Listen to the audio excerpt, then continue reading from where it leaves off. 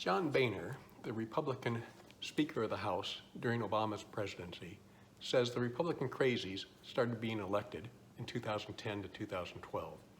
There are many reasons for that, but a big one is gerrymandering, as I'll explain in a moment. Every 10 years there's a census, and the states redraw the districts so they have roughly the same number of voters. Back in 1812, Governor Gerry signed a bill that redrew the Boston districts in the shape of a salamander. Thus, gerrymandering was born. It allows incumbents to select their voters and to have a majority of the representatives even when the other party gets more votes. Basically, it's legalized cheating. There are a number of techniques, such as cramming the opposition into a few districts. The minority then has a majority in the remaining more numerous districts.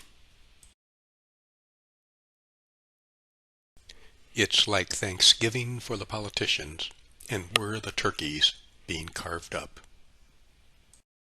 The Republican 2010 Red Map campaign used sophisticated software to go nuclear with gerrymandering.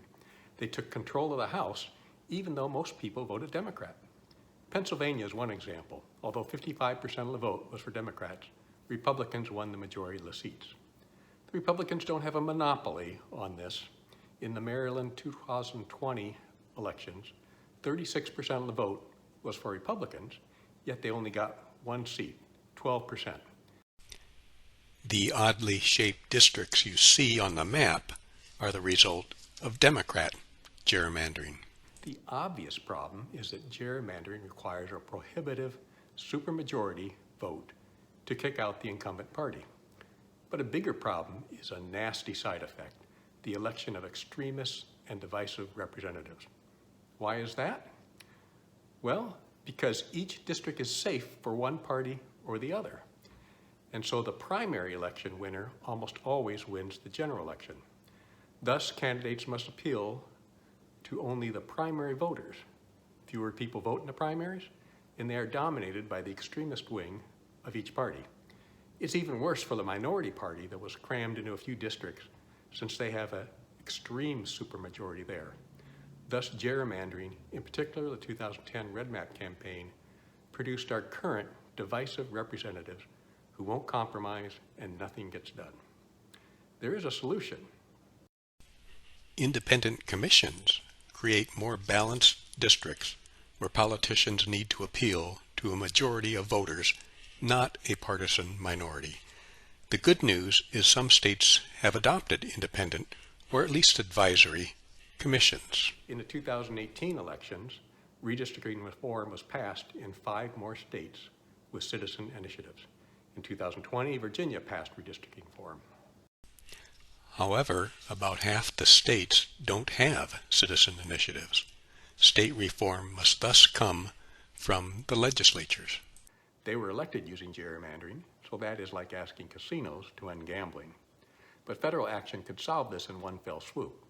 H.R. 1, which passed the House, would end gerrymandering. It's an 800-page bill that also requires automatic voter registration, voting by mail, early voting, lobbying restrictions, improved election security, reformed ethics laws, etc., etc., since Democrats can't write a short bill. The Republican politicians are dead set against it. I say Republican politicians because polls show that most Republican voters are in favor. The reason Republican politicians differ from Republican voters is what I mentioned earlier. Gerrymandering caused the election of politicians more extreme than the voters.